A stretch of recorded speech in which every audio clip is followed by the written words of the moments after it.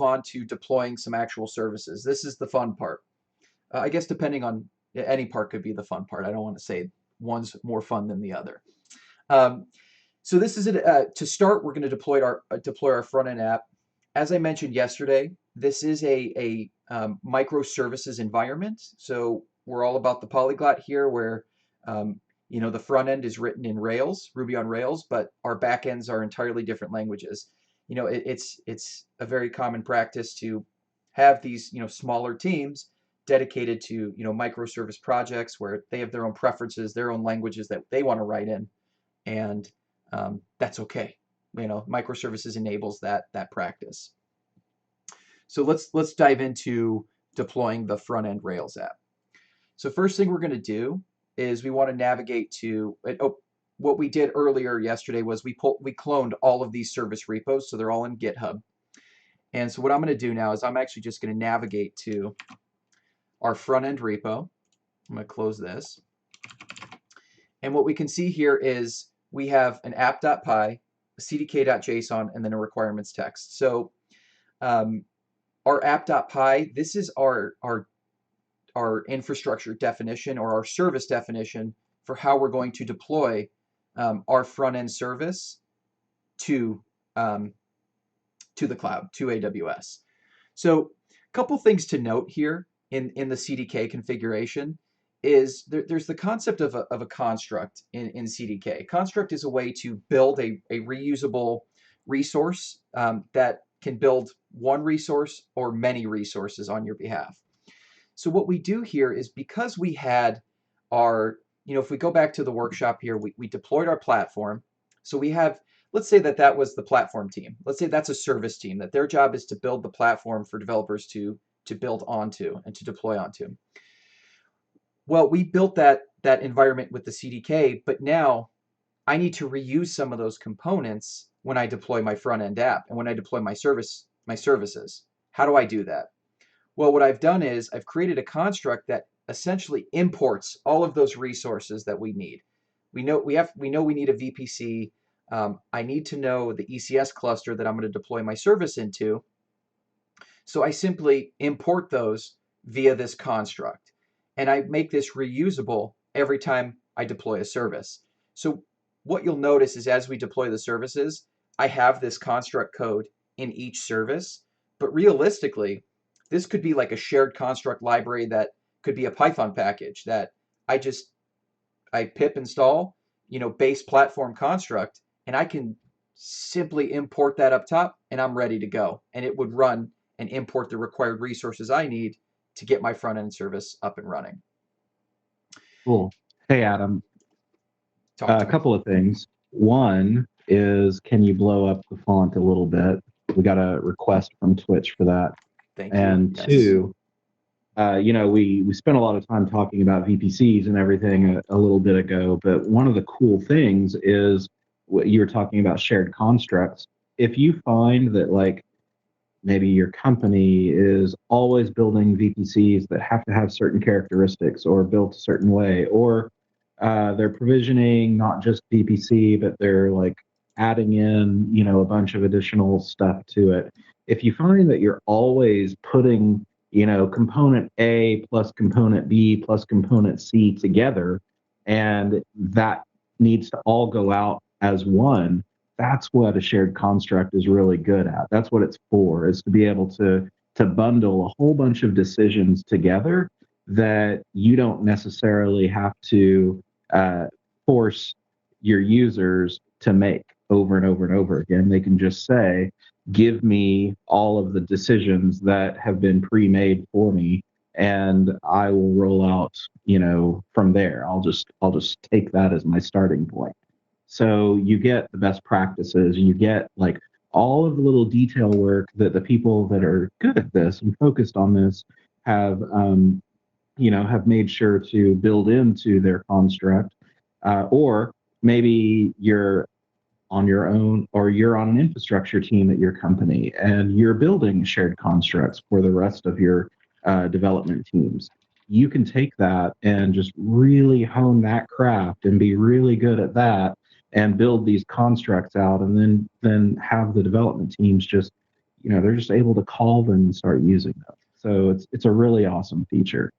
I love that. Well said. Um, and so there's two elements of constructs. The CDK has their own built-in high-level constructs, which actually in this workshop we use. And an example of that is exactly along lines of what you were saying, Brent. So we have there's an ECS pattern. It's a high-level construct that's called application load balanced far gate service.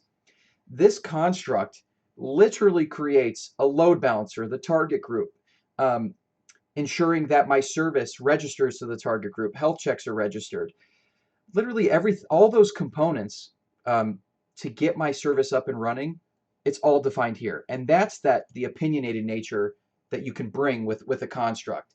And another thing um, is that's especially challenging is in the cloud formation world, really in any world outside of CDK, um, is you have to think about IAM, right? You have to think about identity and access management, connecting all the pieces together.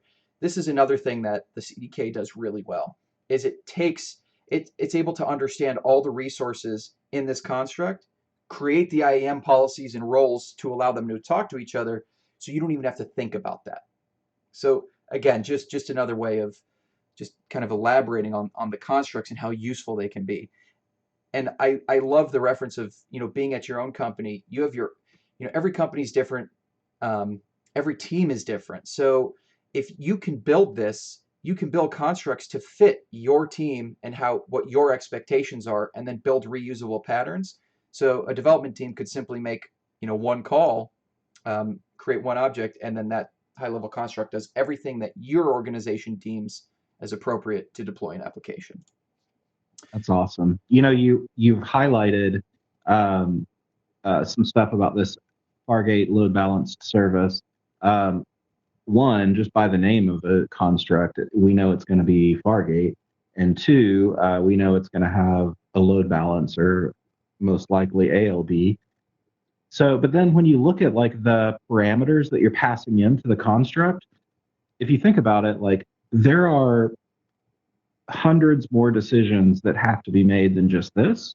These are all of the choices that I have to bring to the table. Like I'm the one that knows what CPU size should my container run with, and I'm the one that knows how much memory should I allocate. So these are the choices that I'm going to be good at, that I'm going to be responsible for, and not ones that should be like baked into the construct itself, but then everything else about the construct, like should we, where should we send logs to, or how should we, scale across availability zones, or what should our deploy method be? Those are all choices that we can set a default for, but if you ever need to override them, you have that capability by just adding on to these options. So you can customize all kinds of stuff, and you have that level of control. But if you don't want to, or you just want to start from like a best practice position, then just take the defaults, and you'll have like a really good experience. Yeah, well said. And I love that about this is I can make it as easy as I want, or if I want to be really in depth and there's more features I want to add, I have that ability too. So you can, each of these constructs creates, within the object, there's multiple facets that you can access. So, if I need to do something to the load balancer, I can access that within this object that I create, and I can manipulate it if I want to. Like I can get really, really gritty here and do a lot more. And same goes with the task definition. So you can see I have a task definition that I'm defining here, which is just some simple parameters. But of course, every use case is different. Yeah, I may need, GPU, or I may need to define something outside of, extra capabilities outside of what I have here. I can do that. So you can extend it as you see fit. So this is our deployment configuration. I think the last thing I want to point out here is look at our this little snippet of code here.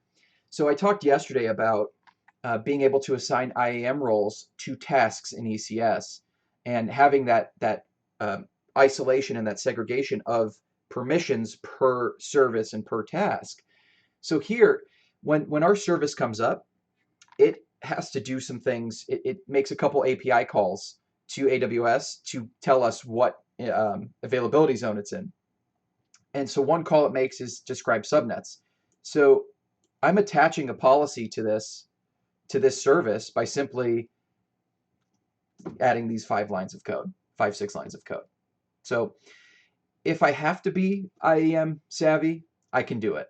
And it makes it very easy for me to do it. So this is the code. So Now, cool. let's go through the CDK command line itself. So the first thing I'm going to run is a CDK diff. So let's pull this up. And I did make the font bigger. If it's still a problem, please put in the chat. I will make this as big as anyone needs. My eyes are terrible, so I understand. So I ran a CDK diff. CDK has a nice command line tool. And what it does is it gives me the output of, again, I run a diff. I'm saying, what do I have presently out there, and what changes am I proposing? So as you can see, I haven't deployed this yet, so it's deploying quite a bit to make this front-end service work and get deployed. So you could just see some resources here. It's creating some IAM policies, some statements, log groups, access to those log groups, etc. So this is all the stuff I don't have to think about. A lot of this stuff is the construct handled it for me, creating my load balancer, my listener. These are things that have become just objects that don't even matter to me anymore because I just told CDK what I want and it's doing the rest for me. Okay, so on that note, let's go ahead and run a CDK deploy. Now, one thing you'll notice is there is a flag you can pass that says require approval never. If you're making any changes to IAM or security group, there's certain security resources that if they get changed, it requires an approval. And actually, let me just show you what that looks like. So if I run a CDK deploy without it, it's going to require me to respond. Do you want to deploy these changes? And it's telling me you're adding security groups, you're adding IAM roles. Hey, are you comfortable with this? So in the real world, maybe there's a process you want to go through to approve that or not approve that. But in the demo world, I say we do it live. And that's where require approval never comes in. So what we should get is what we'll see is that what's happening behind the scenes is the CDK has synthesized our code into a CloudFormation template. It creates that change set in CloudFormation, and then it's going to deploy these resources to CloudFormation. So this is going to take, a couple minutes as that works through. But just as we see, it's creating a service discovery within the namespace. It's creating an entry for me. It's creating the security groups, the load balancer, all that fun stuff. And again, just as a reminder, I forgot to mention this just now, but this is all available on ECSWorkshop.com. Recommended that you do this in a fresh account, or if someone's done this in an account, just do it in one of the other regions that we've specified in the prerequisites. But you can follow along and do this on your own. And another thing to note is you don't have to use only CDK. We also have an option to use the ECS CLI to deploy as well. So we do give you options. We like to show you all the different options available. So once realistically, this is a really easy way for you to test out CDK and see what it's all about and stuff. Because even if you don't have programming language experience, Python's pretty easy, and Python is what we used in all of our examples here. So you could probably read it and come to a quick understanding of what it's trying to do. Yeah, I agree. And there's like a CDKworkshop.com. That's just another workshop if you want to get more familiar with CDK. It walks you through how that works. So this is still deploying. It's going to take a couple minutes. Once the deployment's done, what we're going to do is we're going to we'll get a URL. So it'll give us an output at the end of the deployment. We're going to go to that URL, and what we should see is something similar to this. This, and it'll be moving in real time.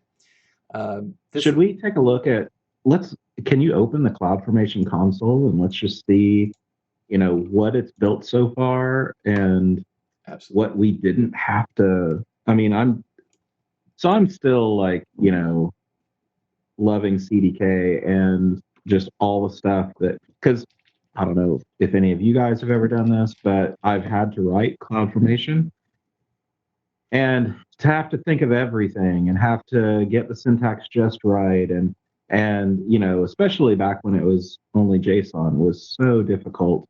um, so yeah, having to write all of that, manage all of that is kind of a nightmare. So the fact that you don't have to do that anymore and yet you still get all this stuff is just it's just awesome. So I love that it gets me to the place that I need to be much faster without having to be an expert in formatting of YAML or formatting of JSON. Yeah, So yeah. I've uh, YAML troubles me at times, and I think YAML's easier and it's great, but still, when you get large YAML files, it becomes tough, right? And if someone is working in YAML on Windows versus Linux, they submit a pull request, breaks everything because there's a carriage return in there somewhere. It becomes challenging. Um, so there's a question in the chat. Do you recommend adding tests for the CDK stuff as well? Any docs for adding PyTest to CDK? Absolutely, yes. And what you'll see with the CDK is if you do a CDK init from the command line. So first of all, you can go to the documentation, um, official AWS documentation for CDK. It'll walk you through when you run a CDK init. It'll actually create some sample test cases for you. And yes, I so recommend you test. By having unit tests on your infrastructure code, it's it's going to save you just a lot of effort and energy when it comes time to if someone deploys something that's out of what you expect, right? The whole point of unit testing is I have a unit of functionality. I expect it to always do this. So yes, you absolutely can, and it's recommended. For the workshop, I didn't add tests, but that does give me some motivation to add some tests to the workshop later on. So I appreciate that question. Um, but yeah, absolutely, you can. All So right, where are we at with the deploy? Still create in progress? yep. So let's actually let's go to ECS now. So we're going to go to the ECS cluster. So keep in mind, this is a first time deployment. The service is just coming up and it had to build everything around the service. So what we have here is our ECS cluster. Do I need to zoom in? Maybe I'll zoom Yeah, in. I think so. So um, this is a nice little intro to the ECS cluster in the UI. I think the UI has come a long way, and it's actually really nice and easy to read and understand kind of what's happening in the cluster in real time. So we deployed our service, and remember, a service is just a way to orchestrate n number of tasks that you want to run in the cluster. So we deployed our front end service. I can drill down in the UI. I can see here's my load balancer, the target group it's pointing to, my health check info, VPC, security group, subnets, all that great stuff, as well as our service discovery integration. In this case, I'm not using service discovery for the front end, but we will use service discovery from the front end to talk to the back end. Also, we can see our tasks that have deployed, and you can see we have a task up and running, and it's done. So I figured now I knew it was done. So usually what takes the time is our service has to come up, register to the load balancer, and as soon as it passes health checks, then CloudFormation says, okay, we're good to go. We can move on and call this a success. So we see our service running, it's deployed. I'm feeling pretty good about this. Let's go to the front end and let's actually take a look.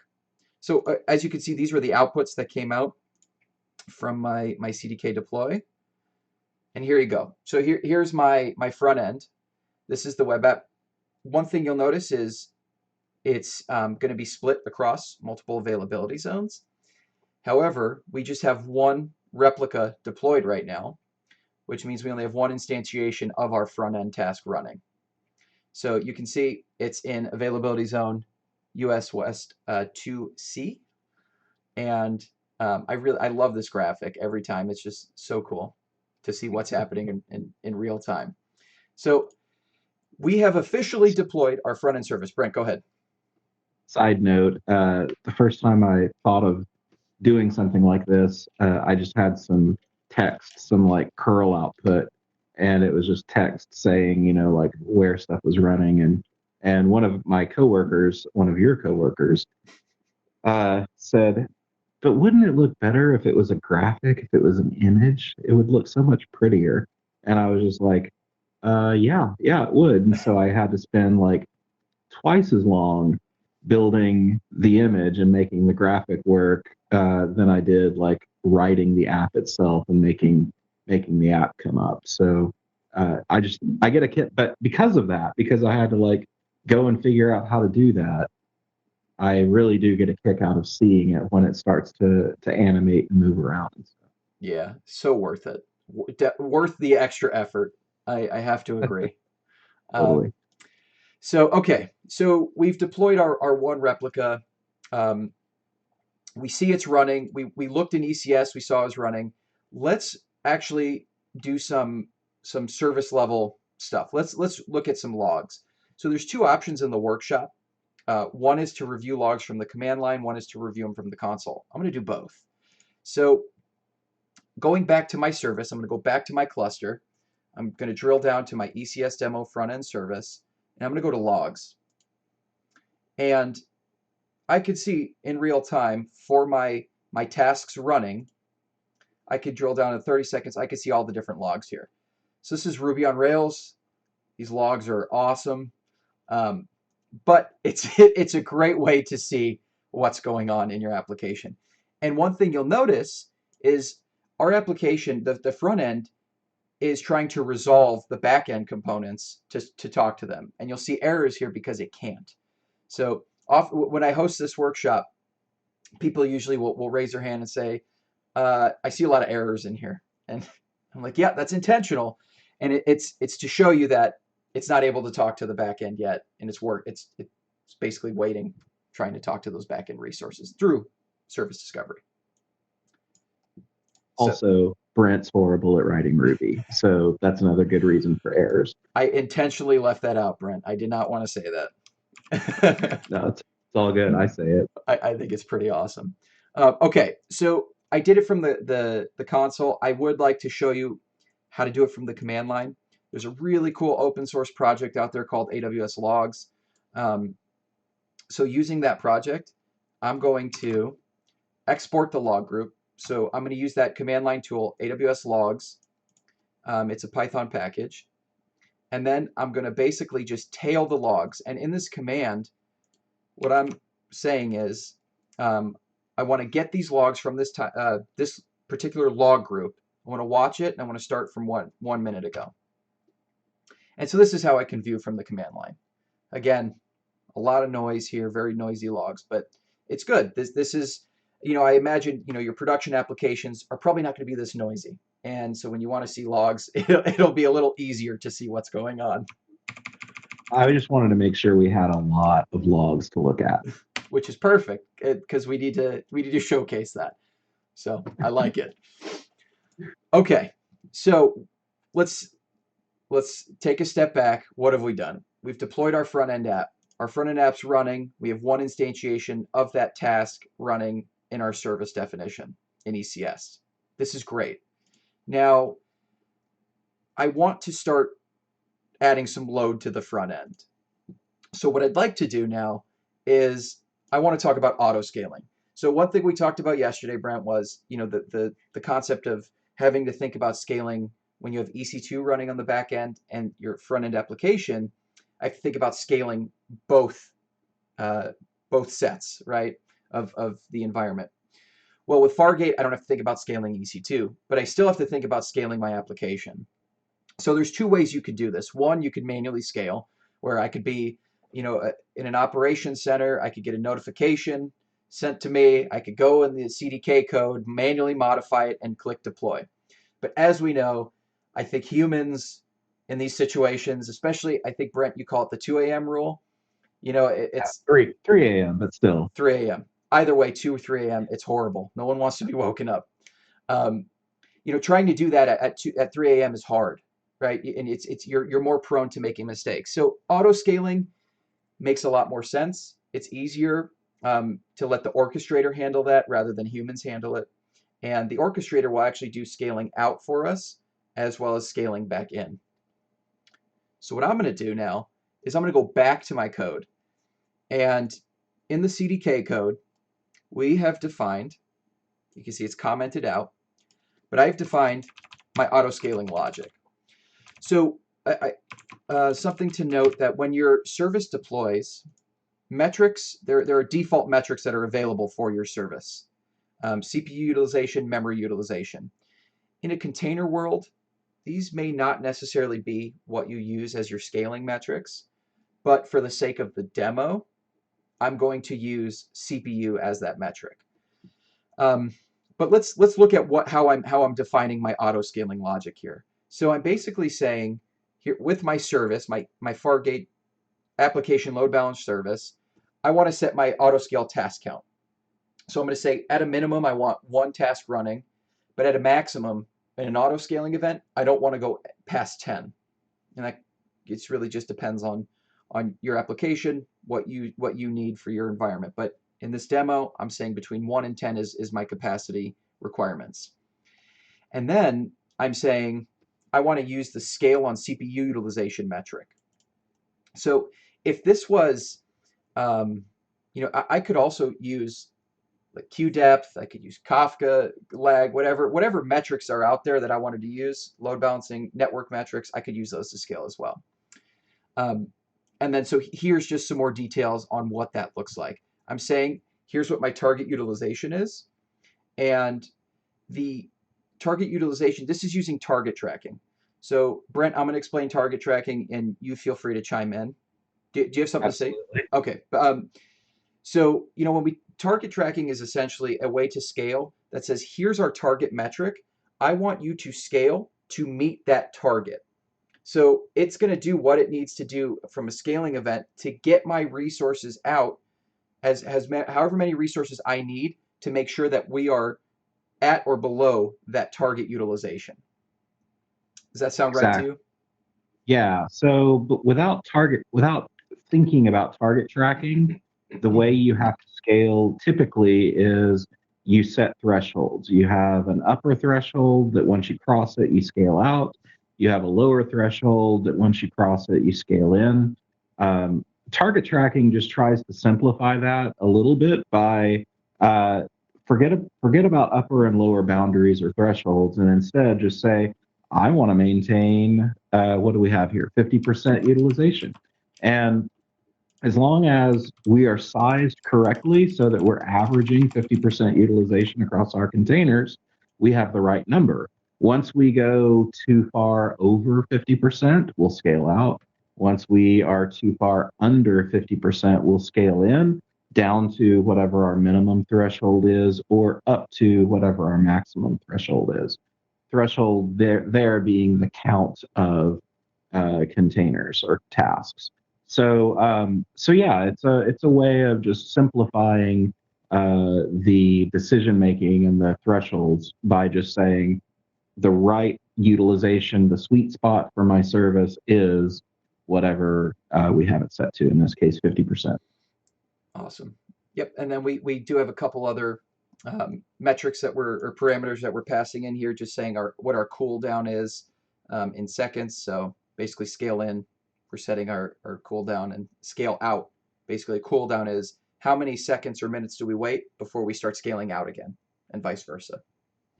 Yeah, I've seen people try to set super low cooldowns or get rid of it altogether. And what they end up with is really spiky decision making where let's say you get rid of it and your traffic is really spiky.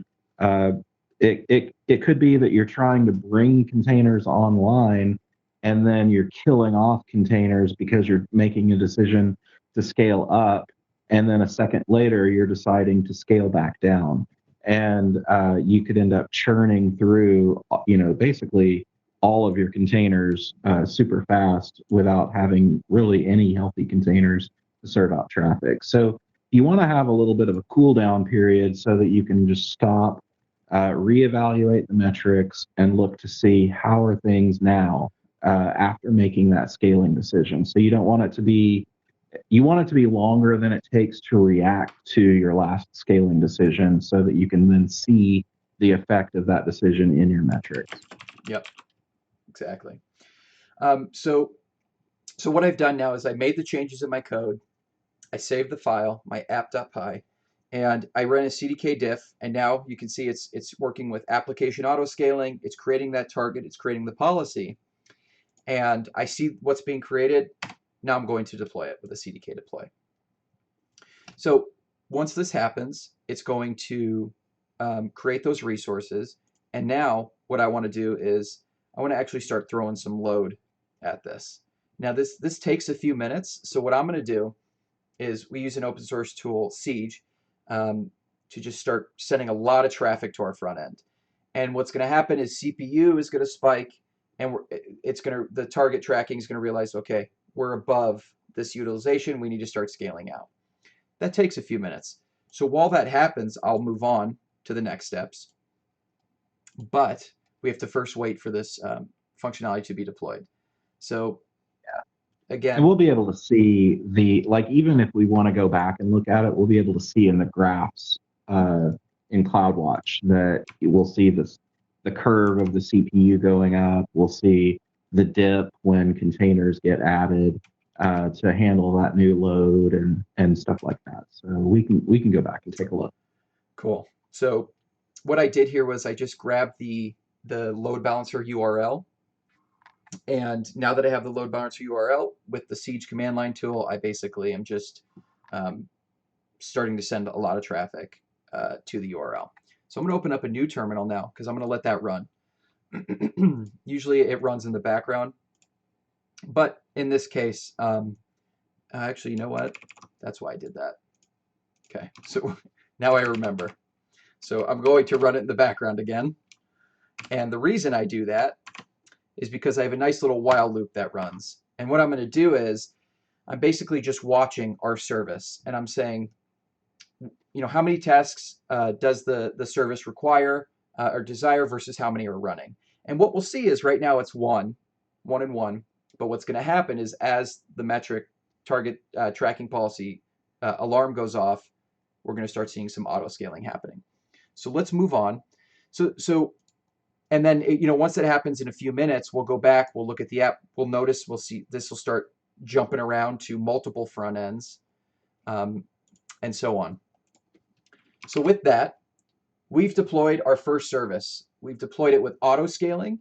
So our ECS service, we started with a cool Docker container. We had Ruby on Rails. We're developing our application. We're able to take that application and through code, define how we want to deploy that application. We deployed it to a cluster.